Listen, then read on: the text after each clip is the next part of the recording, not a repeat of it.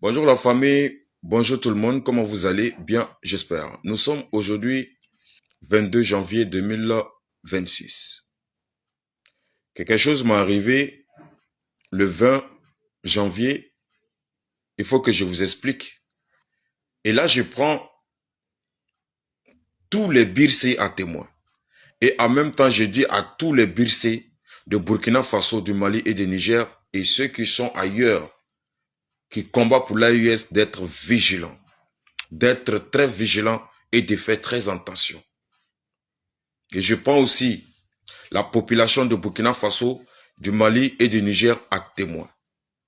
Je prends nos autorités de Burkina Faso à témoin, les autorités du Mali à témoin, les autorités du Niger à témoin. Je prends le ministre de la Communication du Burkina Faso à témoin, le ministre de la Communication du Mali à témoin, le ministre de la Communication du Niger à témoin.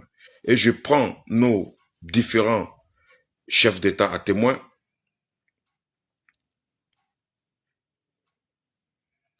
Le 20 janvier, il y a quelque chose qui s'est passé.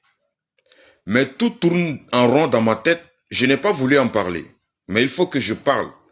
Parce que ça peut permettre à protéger beaucoup de personnes. Beaucoup de gens parmi nous. Parce qu'on ne sait pas ce qui peut arriver aujourd'hui, ce qui peut arriver demain, ce qui peut arriver après-demain. D'abord, le 19, j'étais au kiosque parce que nous sommes dans un combat de lutte. Nous sommes en train de lutter pour libérer nos nations. Nous étions dans notre combat. Autant de Blaise, ça n'a pas été facile avec nous. Autant de Rock, ça n'a pas été facile avec nous. Autant de Damiba, ça n'a pas été facile avec nous. Nous étions toujours dans le combat. Et nous sommes toujours dans le combat parce que ce que nous avons recherché au temps de Blaise, ce que nous avons recherché au temps de Rockman Christian Kaboré, ce que nous avons recherché au temps de Damiba, c'est ce que nous avons aujourd'hui. Donc nous avons jugé nécessaire d'accompagner la dynamique nationale, d'accompagner la dynamique de l'AES, d'accompagner la vision de notre président, camarade, capitaine Ibrahim Traoré, d'accompagner la vision de Abdourahmane Tchani, d'accompagner la vision de général Assimi Goïta. Au temps de Rock, on a été menacé, gravement menacé. Au temps de Damiba, j'ai été menacé personnellement. Au temps de Rock, j'ai été menacé personnellement. Mais j'ai jamais abordé le sujet. Il y a une fois que j'ai fait un direct sur quelque chose, j'ai parlé de ça. Mais je ne suis pas rentré dans les détails. Le 19 janvier, j'étais au kiosque. J'ai vu quelqu'un, il était bizarre. Comme nous sommes dans un combat difficile, donc il y a des observations que nous on fait quand on est en public. Même quand on bouge seul, il y a des observations et des précautions que nous prenons. Parce que quelque chose peut nous arriver à n'importe quel moment, à n'importe quelle heure et n'importe où.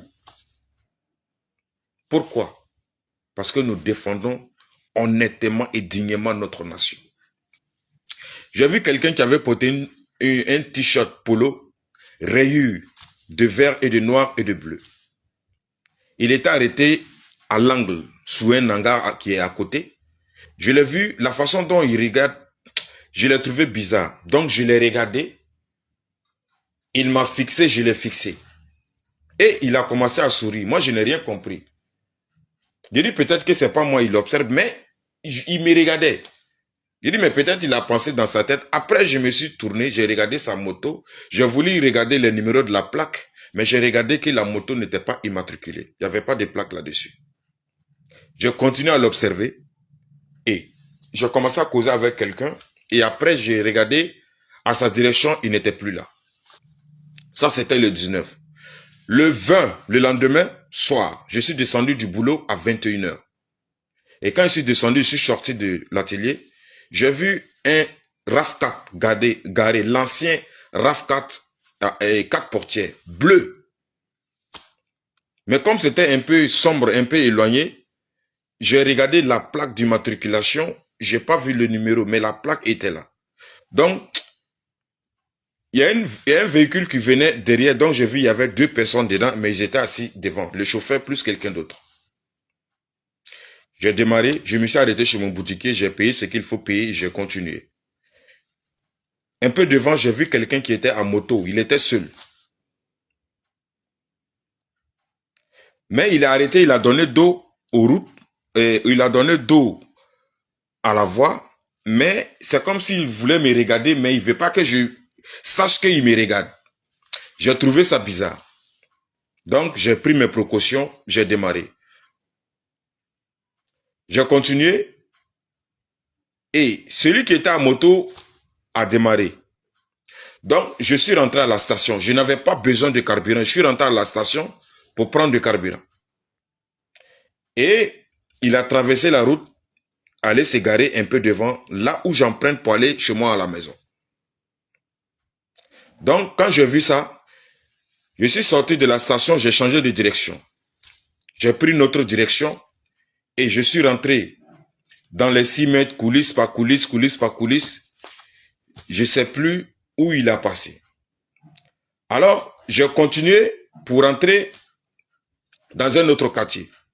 Et quand je suis presque arrivé dans mon quartier, j'ai coupé les phares. J'ai coupé le phare de la moto et j'ai circulé tout doucement dans le noir. Et il y a une zone, quand j'ai traversé, j'ai allumé les phares parce que là, il faut allumer parce qu'il y a des trous qu'il faut éviter. Et là, je regarde un peu devant à gauche, à l'angle, je vois un phare qui s'allume, une moto qui démarre, et il y avait 2 personnes qui étaient sur la moto. Celui qui était devant était habillé en blanc.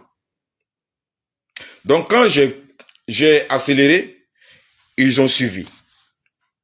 Je dis peut-être qu'eux aussi ils veulent prendre les routes, peut-être que c'est moi je pense et je mets des trucs dans ma tête.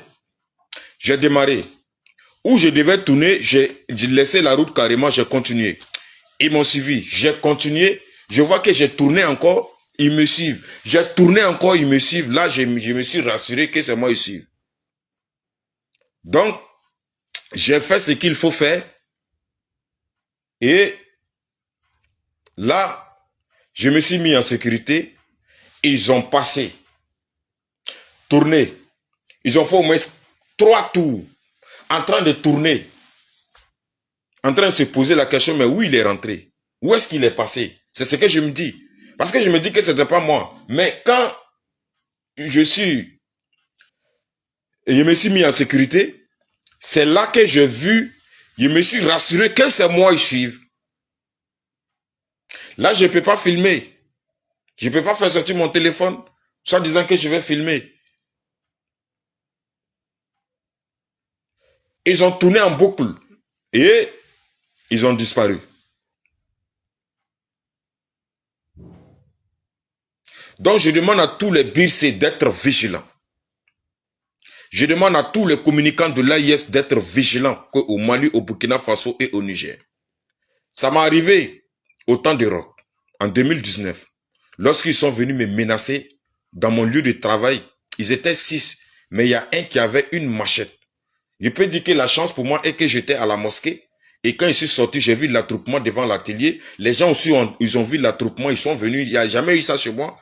Et ils ont coupé même sur la machine. Parce que j'étais pas là. Ils menaçaient celui qui était sur la machine en demandant où est-ce qu'il est. Ils ont coupé même sur la machine. Jusqu'à aujourd'hui, les traces de la machette sont toujours sur la machine de la personne qui travaille là-dessus. J'ai hésité, mais quand ils sont arrivés, les gens étaient beaucoup, ils sont arrivés. Ils m'ont menacé personnellement. Si je ne fais pas attention, moi je vais voir ce qui va arriver. Ça, c'est les premières venues. Mais les deuxièmes fois, ils vont m'envoyer au repos éternel. J'ai dit, j'ai compris. La deuxième fois, c'était au temps de Damiba. En 2022. Ils m'ont appelé sur Facebook. J'ai décroché. Il était 0 heure passé, peut-être 0 heure 15 ou 20. Qu'ils ont des informations pour moi. Qu'ils veulent me donner des informations très sensibles pour que je parle de ça. Je dis, ok, envoyez-moi ça sur Messenger. Ils ont dit non, que l'information est très sensible, donc ils voulaient me donner ça, comme on appelle, main à main. J'ai dit, mais il fait tard, il est 0 est passé, vous ne pouvez pas faire truc, on ne peut pas se rencontrer. Que non, moi-même, que si je ne peux pas sortir de montrer chez moi qu'ils vont venir. J'ai dit, les gars, vous aussi, à minuit, vous allez venir chez moi pour faire quoi? On est resté dans la discussion, j'ai coupé le téléphone. Et les menaces étaient tellement bizarres dans les écrits, messages, et j'étais obligé de quitter là où je logeais avant. J'étais obligé de quitter carrément. C'était très compliqué. J'étais obligé de quitter. Parce que je ne vais pas trop rentrer dans les détails et donner les indices aux ennemis. Les gars, soyons vigilants. Soyons vigilants et restons vigilants. Quel que soit ce qui va arriver, continuez le combat. Quel que soit ce qui va arriver, continuez le combat. Nous avons vu les cas de Alagi Rasmane et de Kikideni. Nous avons vu les cas. Ça ne nous a pas découragé, on a continué le combat. Il y a un Birse aussi. Nestor et Podas Nestor. Lui aussi, il avait été suivi. Les gars, soyons vigilants. Que Dieu nous protège et que Dieu vraiment prenne soin de nous. Que Dieu nous protège. Je ne sais pas ce qu'il voulait. Honnêtement, je ne sais pas ce qu'ils voulaient et je ne cherchais même pas à les poser la question à savoir ce qu'ils veulent. Parce que c'était dans la nuit.